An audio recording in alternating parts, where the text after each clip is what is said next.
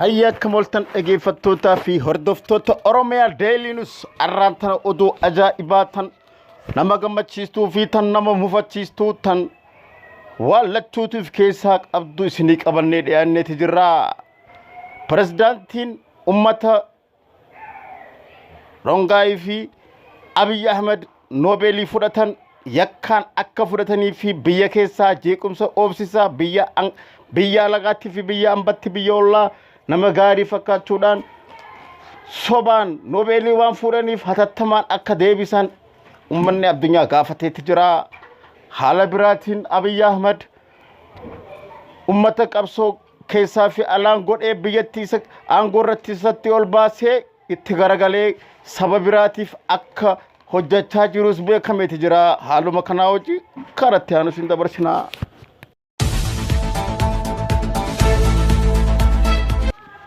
Dhukkuba coronavirus kan addunyaa jeeqaa jiru kana haala salphaan ifirraa ittisuu akka danda'amus hayyoonni fayyaadhaa beeksisaniiti jiru. Harka keessan yeroo manatti ol deebitanii fi yeroo qabbaatan saamunaan dhiqachuu, alkoolii rigachuu, bikka shakkitanitti funyaanitti waa hidhachuu jedhanii akka nu dabarsanis beekameeti jira.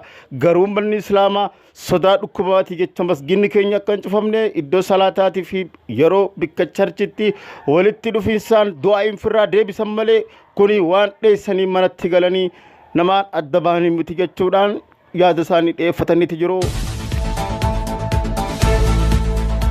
haa ta'u malee akka dhala Oromoo tokkorraa Noobeeliin deebi'ee fudhatamuu kanatti uummata Oromootti yaaddoo ta'ee akka jirus ni beekama. Maaliif nama Oromoo tokko kan Noobeel argate haa ta'u akka biyyatti illee ta'u deebi'ee irraa fudhatamuu isatti xiqqoo garaanu nyaata jedhu hawaasni Oromoodha. Kara biraatiin inni qabsoo Oromoodha kan Oromoon itti kannatetti garagalee diinaa wajjin tahee Oromoo irratti duuluu isaatiif irraa fuudhamuu isaa hawaasni kara biraatiin gammachuu akka qabus ibsataniiti jiru. Amma kara oduutti aantutti sin dabarsinaa.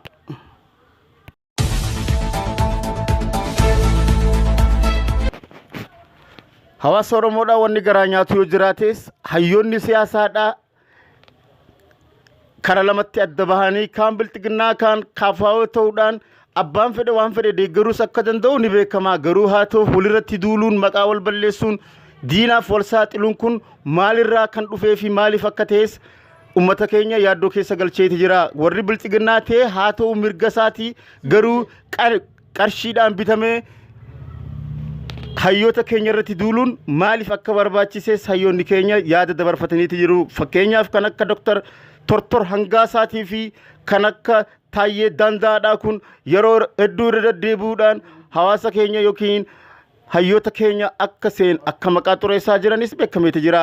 Haa ta'u kan isaanii bira kutuudhaan dheengadda Dr. Abiyyiin fara nama barumsee fara nama jecha farra nama baratee gadhiisuu isaatiis haasoo isaatiis beekameeti jira.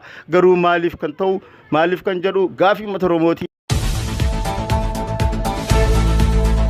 Maallaqa hangaasaa ittiin shallee fi farshoo ittiin bittanii dhalaa ittiin fiddaniif kana maaliif guyyaa takka hunoo amma as keessa boolee miikaana keessa nama rasaasni dhee miilan deemuu hin dandeenye hin jiru as hin agarreessa.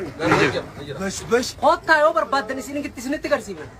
Bara akkam dhaame 2016 bara 2016 guyyaa 30 akka bashatti akka faranjii guyyaa 6 nama rukutame ka xuquran basarraa waraqaa qabu waraqaa dhagaa maa guyyaa takka ilma Oromooti yeroo sanitti oppiitiyoo hin jenne abaa'oo hin jenne kafaa'oo hin jenne hundi olii qabsaa'e maa guyyaa takka laatinaa fi isin qofaan Oromoo qabsaa'e Oromoodhaaf Oromoo bilisoomse bilisummaan teessan tatuuwwan nu deebisuus hin milkooftanii ammas kumshan nama kumshan wareegama kafallee wayyaanee maqalee ittiin galchine yoo xiqqaate kumkudhan nu kafalchiisa malee oppiitiyoo kararraa maysuuf qophi warra soddaa keessaniiti wajjin yaatanii gondar galtanii xallaa dhiitanii zarraaf ni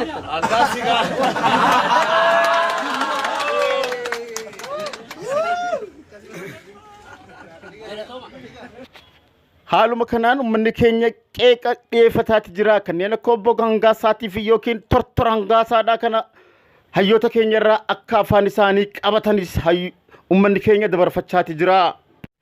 Fakkeenyaaf kan biraatis kan akka Jaafar Alii kalee hayyuu fakkaatee uummata keenyaa wajjin ta'ee arraan tana qarshiidhaan jijjiirame OMN fi Jawaar Mohaammed irratti kan duuluuf kun maaliif waa'ee isaa gaddeebinee yoo laallees Jaafar Alii irra laaluu hin barbaachisu maaliif yoo jettan kalee nama farshoo irratti hawaasa keenya bobbaasaa ture daashin beeraa jee haa ta'u arrammoo yoo qabsoo keessaa walabatee achi bahee taa'uu mirga isaati immoo hayyoota keenya irratti duuluu mirga akka hin qabne hawaasni keenya dabarfachaati jiranii.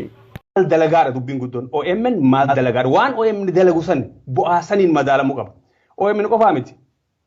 Namni hedduu OMN qofa beeka Usmaan. Ana akka nama miidiyaa tokkotti qooda OMN ol yoo ta'e malee gad kan ta'e kan gumaachaa jiru Feesbuukii Jawaar Mohaammed. Falwara miliyoona tokkoo fi cinaadhaa ol qaba. Falwara kun hundi falwara mataa fi qaba. Sakandii takka keessatti Jawaar namoota miliyoona hedduu adrees godha. Kun qabsoo tana keessatti bu'aa guddaadha gumaache OMN ol yoo ta'e malee gadii miti. Ani madaala ija nama miidiyaadhaatiin dubbadha. Kanaaf qoodni Jawaar Mohaammed gama Facebook gama maanajimentii OMN qofa osoo hin ta'in gara Facebook isaatiin sun hojii tirfiidha. OMN kan isaa hayar godhe miidiyaa kana akka maanej godhuuf daayirektarasiiti. Facebookiin isaa immoo dabalataan jechuudha. Dabalataan waan inni uummata Oromoodhaatiif gumaache. Kanaafis Jawaarlee irra deebi'eetiin galatoomfachuu barbaada. Faayidaa namaa akkuma jette kan beekamu yooma nama biraa du'ee fi yooma nama biraa godaane jedhama. Faayidaa nam tokko kan beekamu qoodna namni tokko namaaf qabu kanaaf namoota eenyuyyuu haa ta'u uummata Oromootiif bu'aa bahii keessa qaxxaamuruu fi akkasumas uummataaf hojjetu galateeffachuunis barbaachisaadha. Kana dhugaa jiru kaasuunis waan jiruuti. Haa ta'u mee gama Yasmiin. Rabbi isaan jalaa haa darbu Rabbi isaan jalaa haa darbu warri dhara gargaaru afaan nurraa Rabbi haa qabu warra dhara gargaaru dhara abbichuu jiru Rabbi nurraa haa dhaabu Rabbi nurraa haa dhaabu ummata akkanaa kan ummanni kun gorfamuu qaba namni odoo ilmaan namaa dhumanu odoo ilmaan ijoolleen qalamaan deemtu gartee dhumtu odoo haati boochu odoo abbaan boo'u odoo obboleessi booyu kana maddii kanama boochisu maddii dhaabbatu Rabbiin gartee ibidda ummata kanarra bu'e Rabbi isaan irratti haa deebisu Rabbi isaan irratti haa deebisu. Haaluma kanaan uummanni keenya xiqqaa fi guddaadhaan uummata kana akka balaaleffachaa jirus ni agartan. Haa ta'u uummanni kun qarshiidhaan bitamee hayyoota keenya irratti fi miidiyaa keenya irratti duuluu lakkisanii deemanii kuulii isaanii maan dalaganne jecha hawaasni keenya isaan qeeqaati jira. Yoo fedhan ummata wajjin akka kaletti hojjechuu yookaan keessaa bahanii jiraachuu maaliif yoo jettan ummanni kun ummata keenya kara lamatti akka adda qoodaa jirullee ni agarra. Kanaafuu ummanni kun burjaajeessuu ummataatii fi hayyoota keenya irratti duuluu yoo dhaabuu baatan tarkaanfii isaan fakkaatu akka irratti fudhannus ni beekamaa jaane hawaasni keenya dabarfataniiti jiru.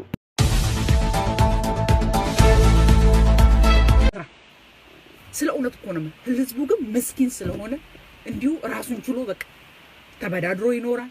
ምንድነው ያደረጋችሁት? ሆስፒታል በነጻ ታክሙናላችሁ፣ ትምህርት ቤት በነጻ ሰጣችሁና ምንም ነገር እንዳንማር እንዳንሻሻል እናንተ እኮ ከገበሬ ላይ እህሉን ለመልቀም ለመቀማት መሬቱን ለመቀማት የተማረውን ራሱ ጉልበቱ እንቅላቱን ሰርቃችሁ ወይ ሰርቶ አንድ ቦታ እንዳይደርስ ሌባ እንዲሆን በሙስና እንዲሰቃይ አረ ወይኔ እናንተ በስመ አብ እኔ ከእናንተ ነው የተፈጠርኩት በምን ከእናንተ አልተፈጠርኩ ደግሞ ሴቶች እኮ ተነስተን አንድ ነገር እንዳናረግ ታውቃላችሁ የገዳ ሲስተም ጠፋ በገዳ ሲስተም እኮ ብንሆን ይሄን ያኮ ድሮ ጥንት ሴቶች እኮ ሊድ እናረጋችሁ ነበር አሜሪካ እንኳን ለሴት ፕሬዝዳንት ሬዲ አይደለም ሌላውን ተውና አሜሪካኖች ለሴት ፕሬዝዳንት እነዚህ ሰለጠን ያሉ ሀገሮች ለሴት ፕሬዝዳንት ሬዲ አይደለም ለሴት ሬዲ አይደለም እኛ ምን እናርጋችሁ እንጂ እኮ እናሳያችሁ ነበር እግዚአብሔር እኔ ሰው አገር ለመምራት እውቀቱ ትምህርት እኮ ያስፈልጋል ኮመን ሴንስ እና ሰው ያስፈልገው ነገር ምንድነው ሰው ማረስ ይፈልጋል አይደል እኔ ምን እንኩ ብዬ ነው ስልክና መኪና ምናምን ማስገባው ትራክተር ነው ማስገባለት እያረሰ ወደ ውጭ ኤክስፖርት ያርግ ከፈለገ እንደፈለገ ከበላ ህዝብ እኮ ራሱ ጭንቅላት መስራት ይፈልጋል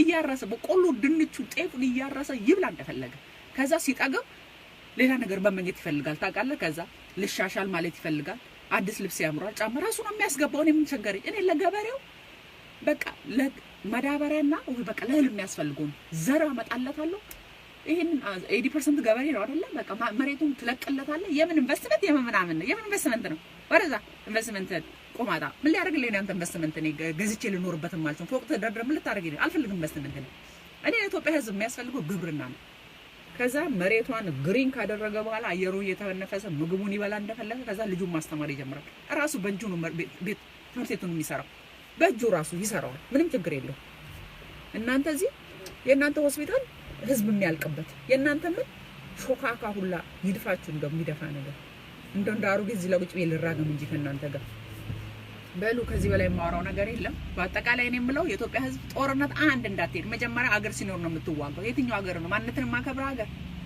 ለአንዱ እናት የአንዱ እንጀራ እናት የምትሆን አገር አንድ ሰው ሲሞት መስመር ተጣሰ 50 የሲዳማ ልጅ ሲሞት ግን ምንም አይደለም 5 የኦሮሞ ልጅ ሲሞት ጸጥ አላየንም አላሰማንም በድንጋይም ተወግሮ ቢሞት የጉራጌ ልጅ ሲሰቃያራ በቅማንት አካባቢ ሄደ ደርሷል ትምህርት የለም ምን የምን ቅማንት አልሰማንም አላየንም የጉሙዝ ተጨፈጨፈ ማን ምን አላየንም እንደዛ የሚባል ዘር ራሱ አናቀም ጸጥ ጎች ሳኒቲ ፊ ውጂ ሳኒ ከነ ፈካቴ ቴ ምን ከኛም ደመቂናን ኬሳፍ አላን አከፍራያጉ ቀቡ ፊ ወሬን ቀርሺዳን ቢተሜ hayyoota keenyaa fi miidiyaa keenya umman irratti warreen duulu kanas akka firraa eegan asumaan hubachiisna kana gammaasni dabarsaa ture Oromiyaa Daily News like share subscribe gochuun dagatina aga turtiitti antu